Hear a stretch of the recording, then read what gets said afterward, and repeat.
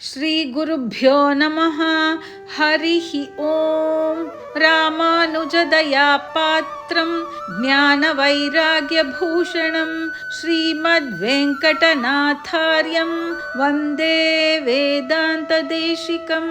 ರಾಮಾಯ ರಾಮಭದ್ರಾಯ ರಾಮಚಂದ್ರಾಯ ವೇಧಸೆ ರಘುನಾಥಾಯ ನಾಥಾಯ ಸೀತಾಯ ಪತಯೇ ನಮಃ. ಮಾಮೀಸ್ ಸ್ಟೋರೀಸ್ಗೆ ನಿಮಗೆಲ್ಲ ಸ್ವಾಗತ ಮಕ್ಕಳೇ. ನಾನು ನಿಮ್ಮ ಪ್ರಿಯಾ ಮಾಮಿ.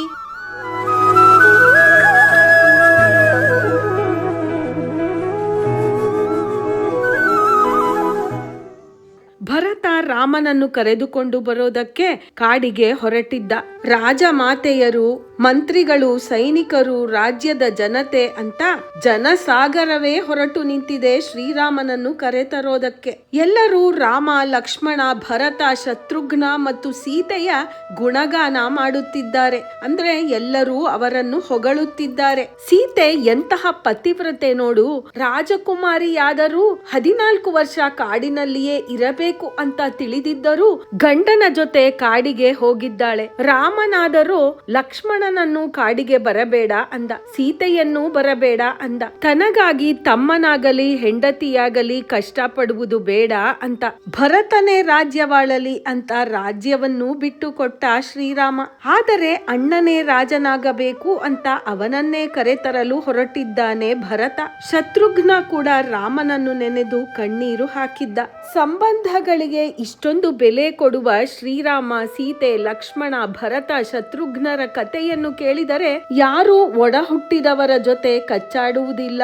ಯಾವ ಗಂಡ ಹೆಂಡತಿಯರು ಚಿಕ್ಕ ಚಿಕ್ಕ ವಿಷಯಗಳಿಗಾಗಿ ಡೈವೋರ್ಸ್ ಮಾಡೋದಿಲ್ಲ. ಈ ರಾಮಾಯಣ ಅನ್ನುವ ನಮ್ಮ ಇತಿಹಾಸ ಪುರಾಣ ಎಲ್ಲಾ ವಯಸ್ಸಿನವರಿಗೂ ಒಳ್ಳೆಯ ನೀತಿ ಪಾಠ, ಸಂಸ್ಕಾರ ಎಲ್ಲವನ್ನೂ ಕಲಿಸುತ್ತದೆ. ಹೌದು ತಾನೆ?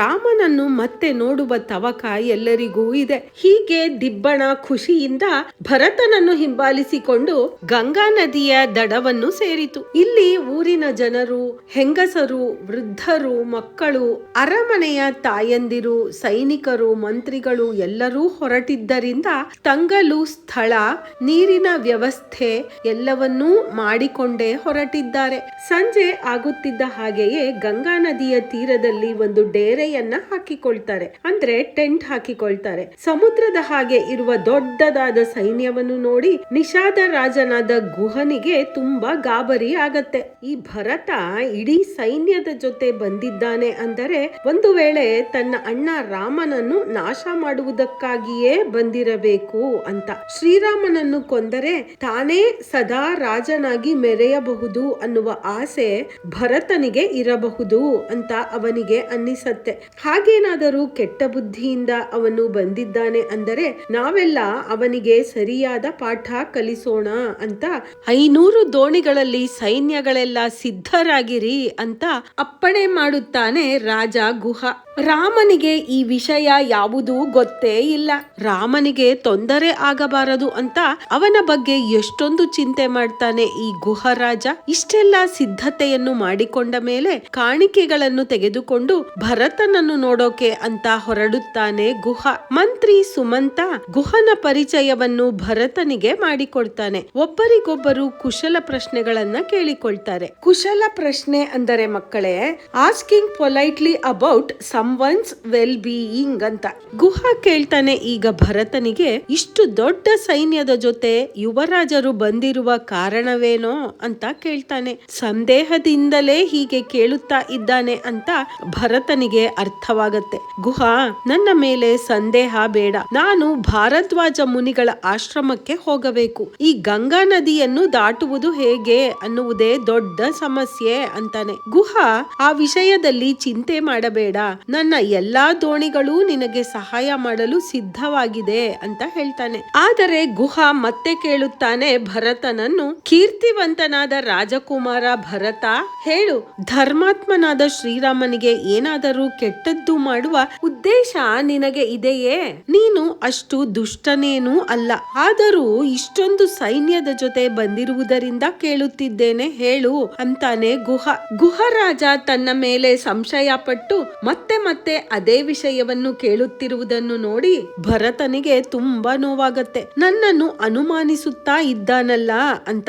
ಆದರೂ ಮೃದುವಾಗಿಯೇ ಅಂದ್ರೆ ಸಾಫ್ಟ್ ಆಗಿಯೇ ಹೇಳ್ತಾನೆ, ಗೆಳೆಯ, ಆ ತರಹದ ಸಂದೇಹ ನಿನಗೆ ಬೇಡವೇ ಬೇಡ. ಶ್ರೀರಾಮ ನನ್ನ ದೊಡ್ಡ ಅಣ್ಣ, ತಂದೆಗೆ ಸಮಾನ. ಅವನು ಏಕೆ ಕಾಡಿನಲ್ಲಿ ಇರಬೇಕು? ಅವನನ್ನು ವಾಪಸ್ಸು ಕರೆತರಲು ಹೊರಟಿದ್ದೇನೆ ನಾನು. ಈ ಮಾತು ಸತ್ಯ, ಏನೇನೋ ಅಂದುಕೊಳ್ಳಬೇಡ ಅಂತಾನೆ. ಸಿಂಹಾಸನವನ್ನೇ ತ್ಯಾಗ ಮಾಡಿ ಬಂದಿದ್ದ ಭರತ, ಆದರೆ ಅವನನ್ನು ಶಂಕಿಸಿ ಎಷ್ಟು ಜನ ಪ್ರಶ್ನೆಗಳನ್ನು ಕೇಳುತ್ತಿದ್ದರು ಅಂತ ತಿಳಿದರೆ ನಮಗೆ ನಿಜಕ್ಕೂ ಸಂಕಟವಾಗತ್ತೆ. ಪಾಪ ಭರತ ಅಯೋಧ್ಯೆಗೆ ವಾಪಸ್ಸು ಬಂದ ಮೇಲೆ ಸರಯೂ ನದಿಯಲ್ಲಿ ಸ್ನಾನ ಮಾಡೋದಕ್ಕೆ ಕೂಡ ಇನ್ನೂ ಕತ್ತಲು ಇರುವಾಗಲೇ ಹೊರಟು ಬಿಡುತ್ತಿದ್ದ. ಸ್ನಾನ ಮುಗಿಸಿ ಅರಮನೆಗೆ ವಾಪಸ್ಸು ಬರುವಾಗ ಕೂಡ ಇನ್ನೂ ಕತ್ತಲೆಯೇ ಇರುತ್ತಿತ್ತು. ತನ್ನ ತಾಯಿ ಮಾಡಿದ ಕೆಟ್ಟ ಕೆಲಸದಿಂದ ಈಗ ನನ್ನನ್ನೂ ಕೂಡ ಜನ ಸಂದೇಹದಿಂದಲೇ ನೋಡುತ್ತಾರೆ. ರಾಮನನ್ನು ಕಾಡಿಗೆ ಕಳಿಸುವುದಕ್ಕೆ ನನ್ನ ಒಪ್ಪಿಗೆ ಕೂಡ ಇತ್ತು ಅಂತ ಶಂಕಿಸಿ ಅಯೋಧ್ಯೆಯ ಜನ ಎಷ್ಟೆಷ್ಟೋ ಪ್ರಶ್ನೆಗಳನ್ನು ಕೇಳುತ್ತಾರೆ ಅನ್ನುವ ಸಂಕಟ, ನೋವು ಭರತನಿಗೆ. ಭರತನ ಪ್ರೀತಿಯ ಮಾತುಗಳಿಂದ ಗುಹನಿಗೆ ಆತಂಕ ಕಡಿಮೆ ಆಯಿತು. ಸದ್ಯ ನನ್ನ ಗೆಳೆಯ ರಾಮನಿಗೆ ಯಾವುದೇ ಅಪಾಯವಿಲ್ಲ ಅಂತ. ಈಗ ಗುಹ ಭರತನನ್ನು ಬಾಚಿ ತಬ್ಬಿಕೊಳ್ತಾನೆ. ನಿನ್ನ ಮೇಲೆ ಸಂದೇಹ ಪಟ್ಟೆ, ನನ್ನನ್ನು ಕ್ಷಮಿಸು ಗೆಳೆಯ ಅಂತಾನೆ. ಈಗ ಭರತನಿಗೆ ಅಳುವೇ ಬಂದಿತ್ತು. ತನ್ನ ಅಣ್ಣ ರಾಮನ ಪರಮ ಸ್ನೇಹಿತ ಇವನು ಅಂತ. ರಾಮನನ್ನು ಕಂಡಷ್ಟೇ ಸಂತೋಷವಾಗತ್ತೆ ಭರತನಿಗೆ. ಈಗ ಭರತ ಗುಹನ ಹತ್ತಿರ ತನ್ನ ಸಂಕಟವನ್ನೆಲ್ಲ ತೋಡಿಕೊಳ್ಳುತ್ತಾನೆ. ಪಾಪಿಯಾದ ತನ್ನ ತಾಯಿಯ ಸ್ವಾರ್ಥಕ್ಕೆ ನನ್ನ ಅಣ್ಣ ಬಲಿಯಾದ, ಇದರಲ್ಲಿ ನನ್ನ ಪಾಲು ಕೂಡ ಇದೆ ಅಂತ ನನ್ನನ್ನು ಜನ ತಪ್ಪಾಗಿ ಭಾವಿಸುವಂತೆ ಆಯಿತು ನೋಡು. ಇದರಲ್ಲಿ ನನ್ನ ತಪ್ಪಾದರೂ ಏನು? ಅಂತಹ ಕೆಟ್ಟ ಹೆಂಗಸಿಗೆ ಮಗನಾಗಿ ಹುಟ್ಟಿರುವುದು ಮಾತ್ರವೇ ನನ್ನ ತಪ್ಪು. ಅಣ್ಣನನ್ನು ನಾನು ಮಾತ್ರ ಕರೆದರೆ ಬರುತ್ತಾನೋ ಇಲ್ಲವೋ ಅಂತ ಎಲ್ಲರ ಒತ್ತಾಯಕ್ಕಾಗಿಯಾದರೂ ನನ್ನಣ್ಣ ವಾಪಸ್ಸು ಬರಬಹುದು. ಅದಕ್ಕೆ ನಾನು ಯಾರನ್ನೂ ಬರಬೇಡಿ ಅಂತ ಹೇಳಲೇ ಇಲ್ಲ, ಎಲ್ಲರನ್ನೂ ಕರೆದುಕೊಂಡೇ ಬಂದಿದ್ದೇನೆ ಅಂತ ಕಣ್ಣೀರು ಹಾಕುತ್ತಾನೆ ಭರತ. ಗುಹ ಮತ್ತು ಶ್ರೀರಾಮನದು ಎಂತಹ ಒಳ್ಳೆಯ ಸ್ನೇಹ. ಭರತ ಎಷ್ಟೊಂದು ಜನ ಸೈನ್ಯದೊಂದಿಗೆ ಬಂದಾಗ ತನ್ನ ಸ್ನೇಹಿತನಾದ ಶ್ರೀರಾಮನಿಗೆ ಏನಾದರೂ ತೊಂದರೆ ಬಂದಿರಬಹುದೇನೋ ಅಂತ ತುಂಬಾ ಗಾಬರಿ ಪಟ್ಟ. ಅದಕ್ಕೆ ಎಷ್ಟೊಂದು ಎಚ್ಚರಿಕೆ ಕೂಡ ವಹಿಸಿದ್ದ. ನಿಜವಾದ ಸ್ನೇಹಿತರು ಅಂದರೆ ಹೀಗೆಯೇ ಇರಬೇಕು ಮಕ್ಕಳೇ. ಇದನ್ನು ಚೆನ್ನಾಗಿ ಅರ್ಥ ಮಾಡಿಕೊಳ್ಳೋದಕ್ಕೆ ಒಂದು ನೀತಿ ಕಥೆಯನ್ನು ಕೂಡ ನೋಡೋಣ ಮಕ್ಕಳೇ. ಒಬ್ಬ ಕಾರ್ತಿಕ್ ಅನ್ನುವ ಹಳ್ಳಿಯ ಹುಡುಗ 10ನೇ ತರಗತಿ ಪಾಸಾದ ಮೇಲೆ ಮುಂದಿನ ವಿದ್ಯಾಭ್ಯಾಸಕ್ಕಾಗಿ ಬೆಂಗಳೂರಿಗೆ ಬಂದಿದ್ದ. ಚೆನ್ನಾಗಿ ಓದುವ ಒಳ್ಳೆಯ ಹುಡುಗ ಅವನು. ಇವನಿಗೆ ರವಿ ಅನ್ನುವ ಒಳ್ಳೆಯ ಹುಡುಗನ ಪರಿಚಯ ಕೂಡ ಆಯ್ತು. ಓದಿನ ಬಗ್ಗೆ ಚರ್ಚೆ ಮಾಡುವುದು, ವಿವೇಕಾನಂದರ ಜೀವನ ಚರಿತ್ರೆಯ ಬಗ್ಗೆ, ರಾಮಾಯಣ ಮತ್ತು ಮಹಾಭಾರತದ ಕಥೆಗಳ ಬಗ್ಗೆ ಚರ್ಚೆ ಮಾಡುವುದು ಇವರ ಹವ್ಯಾಸವಾಗಿತ್ತು. ಚಿಕ್ಕ ವಯಸ್ಸಿನಿಂದಲೂ ದೇವರ ಕಥೆಗಳನ್ನು ಕೇಳುತ್ತಾ ಸಂಸ್ಕಾರವಂತನಾಗಿಯೇ ಬೆಳೆದಿದ್ದ ರವಿ. ಈ ಕಾರ್ತಿಕ್ ಮತ್ತು ರವಿಗೆ ಇತ್ತೀಚೆಗೆ ಹೊಸ ಹೊಸ ಸ್ನೇಹಿತರ ಪರಿಚಯ ಆಯ್ತು. ಅದರಲ್ಲಿ ಒಬ್ಬ ಅರುಣ ಅನ್ನುವವನಿಗೆ ರೀಲ್ಸ್ ನೋಡುವುದು, ಸಿನಿಮಾ ನೋಡುವುದು, ರಿಯಾಲಿಟಿ ಶೋಗಳನ್ನ ನೋಡಿಕೊಂಡು ಸಮಯ ವ್ಯರ್ಥ ಮಾಡುವುದೇ ಅವನಿಗೆ ದೊಡ್ಡ ಕೆಲಸ. ಕಾಲೇಜ್ ತುಂಬಾ ಬೋರಿಂಗ್ ಗುರು, ಇವತ್ತು ಕಾಲೇಜಿಗೆ ಚಕ್ಕರ್ ಹೊಡೆದು ಸಿನಿಮಾಗೆ ಹೋಗೋಣ ಅನ್ನುತ್ತಿದ್ದ. ಇನ್ನೊಬ್ಬ ಹುಡುಗ ವಿಶಾಲ್ಗೆ ಮಾದಕ ವಸ್ತುಗಳ ಚಟ, ಡ್ರಗ್ಸ್ ಅಡಿಕ್ಟ್ ಆಗಿದ್ದ. ಸಿಗರೇಟು, ಬೀಡಿ, ಗುಟ್ಕಾ, ಖೈನಿ, ಪಾನ್ ಮಸಾಲ, ವೇಪ್ ಅಥವಾ ಈ ಸಿಗರೇಟ್ ಅಂತಾರೆ ನೋಡಿ, ಮತ್ತು ಕುಡಿತಾ ಕೂಡ ಇತ್ತು. ಈ ಎಲ್ಲಾ ದುಶ್ಚಟಗಳಿಗೂ ದಾಸನಾಗಿ ಬಿಟ್ಟಿದ್ದ ಇವನು. ಕಷ್ಟಪಟ್ಟು ಓದೋದು ಯಾಕೆ, ಎಕ್ಸಾಮ್ ಬಂದಾಗ ಕಾಪಿ ಹೊಡೆದು ಪಾಸ್ ಮಾಡಿಕೊಳ್ಳೋಣ ಅಂತ ಹೇಳುತ್ತಿದ್ದ. ಮತ್ತೊಬ್ಬ ಸ್ನೇಹಿತ ಕರಣ್ಗೆ ಹುಡುಗಿಯರ ಹಿಂದೆ ಅಲೆಯುವ ಹುಚ್ಚು. ಅಯ್ಯೋ ಬ್ರೋ, ಬಾ ಬ್ರೋ, ಹಾಗೆ ಸುತ್ತಾಡಿಕೊಂಡು ಹುಡುಗಿಯರನ್ನು ಪಟಾಯಿಸೋಣ, ಈಗಲ್ಲದೆ ಇನ್ಯಾವಾಗ ನಾವು ಜಾಲಿಯಾಗಿ ಇರೋದು ಬರೋದು, ಹೋದ ವಯಸ್ಸು ವಾಪಸ್ಸು ಬರೋದಿಲ್ಲ ಅನ್ನುತ್ತಾ ಇದ್ದ. ಸಾಧನೆ ಮಾಡುವುದಕ್ಕೆ ಏನಾದರೂ ಒಳ್ಳೆಯ ವಿಷಯಗಳನ್ನು ಕಲಿಯೋಣ, ಶಾಲಾ ಕಾಲೇಜಿನ ಪಾಠಗಳನ್ನು ಚೆನ್ನಾಗಿ ಓದಿ ಮುಂದೆ ಬರೋಣ ಅನ್ನುವ ಬುದ್ಧಿಯೇ ಇಲ್ಲದೆ, ಟೈಮ್ ವೇಸ್ಟ್ ಮಾಡದೆ ಕೆಟ್ಟ ಕೆಲಸಗಳನ್ನು ಚೆನ್ನಾಗಿ ಮಾಡೋಣ ಅನ್ನುವ ಪ್ಲಾನ್ ಹಾಕಿಕೊಳ್ಳುತ್ತಿದ್ದಾರೆ ಇವರೆಲ್ಲ. ನಾನು ಕೂಡ ಜಾಲಿಯಾಗೇ ಇರಬೇಕು ತಾನೆ, ನಾನು ಕೂಡ ಇವರ ವಯಸ್ಸಿನವನೇ ತಾನೆ ಅಂತ ಯೋಚನೆ ಮಾಡಿಕೊಂಡು ಇವರುಗಳ ಸಹವಾಸ ಮಾಡಿದ ಕಾರ್ತಿಕ್. ರವಿ ಸಂಸ್ಕಾರವಂತನಾಗಿದ್ದರಿಂದ ಇವರುಗಳ ಮಾತಿಗೆ ಮರುಳಾಗಲಿಲ್ಲ.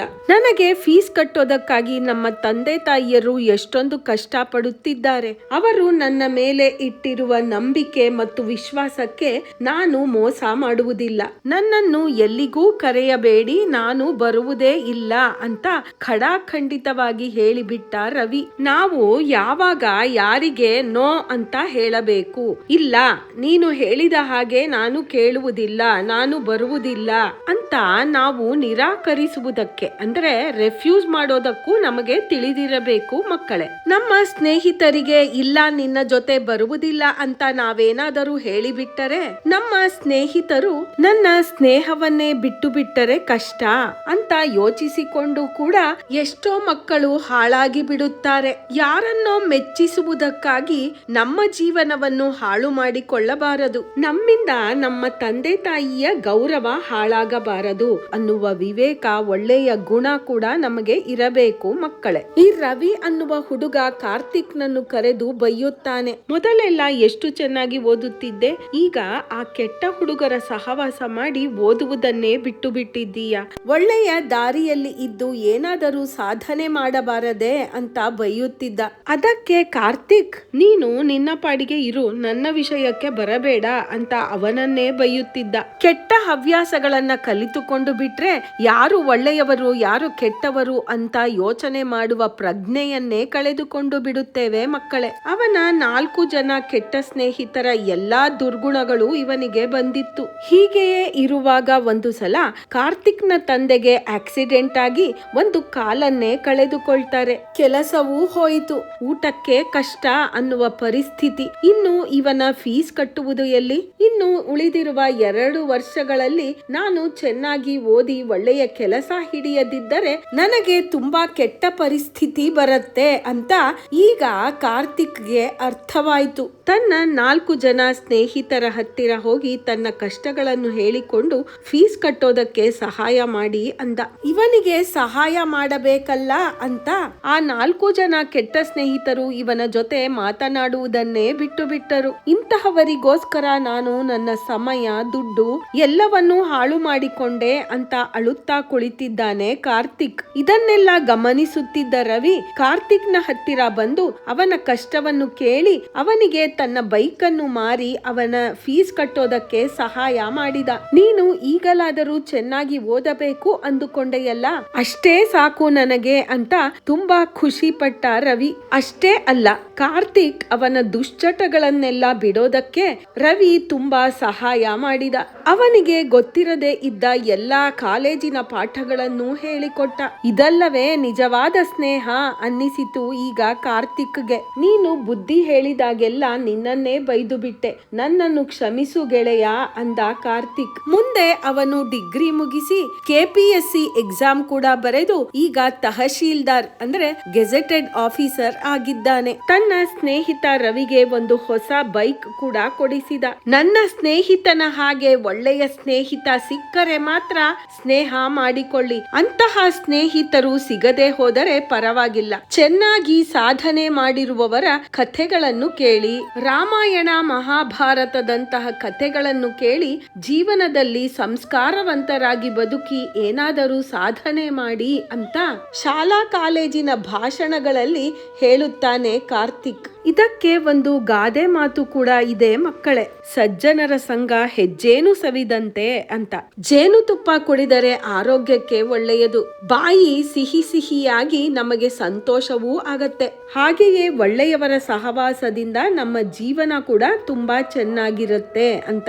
ಇವತ್ತಿನ ರಸಪ್ರಶ್ನೆಗೆ ಹೋಗೋದಕ್ಕೆ ಮುಂಚೆ ಎಲ್ಲರೂ ಜೈ ಶ್ರೀರಾಮ್ ಅಂತ ಕಮೆಂಟ್ ಮಾಡಿ ಕೇಳುಗರೆ. ಹಾಗೆಯೇ ನಿಮಗೆ ಈ ಕಥೆ ಇಷ್ಟವಾಗಿದ್ದಲ್ಲಿ ಲೈಕ್ ಮಾಡಿ, ಶೇರ್ ಮಾಡಿ ಹಾಗೂ ನಿಮ್ಮ ಅಭಿಪ್ರಾಯವನ್ನು ಕೂಡ ತಿಳಿಸಿ. ನೀವಿನ್ನೂ ನಮ್ಮ ಚಾನೆಲ್ ನ ಸಬ್ಸ್ಕ್ರೈಬ್ ಮಾಡ್ಕೊಂಡಿಲ್ಲ ಅಂದ್ರೆ ಸಬ್ಸ್ಕ್ರೈಬ್ ಮಾಡ್ಕೊಂಡು ಬೆಲ್ ಬಟನ್ ಕೂಡ ಒತ್ತಿ. ಆಗ ನಮ್ಮ ಕಥೆಯ ನೋಟಿಫಿಕೇಶನ್ ನಿಮಗೆ ಬರುತ್ತೆ. ಆಗ ನಮ್ಮ ಯಾವುದೇ ವಿಡಿಯೋಗಳು ನಿಮಗೆ ಮಿಸ್ ಆಗೋದೇ ಇಲ್ಲ. ಬನ್ನಿ ಮಕ್ಕಳೇ, ನಾವು ಹಾಗಾದ್ರೆ ರಸಪ್ರಶ್ನೆಯನ್ನು ನೋಡೋಣ. ನೀವೆಲ್ಲ ತಯಾರಾಗಿದ್ದೀರಾ ತಾನೆ? ಪ್ರಶ್ನೆ 1.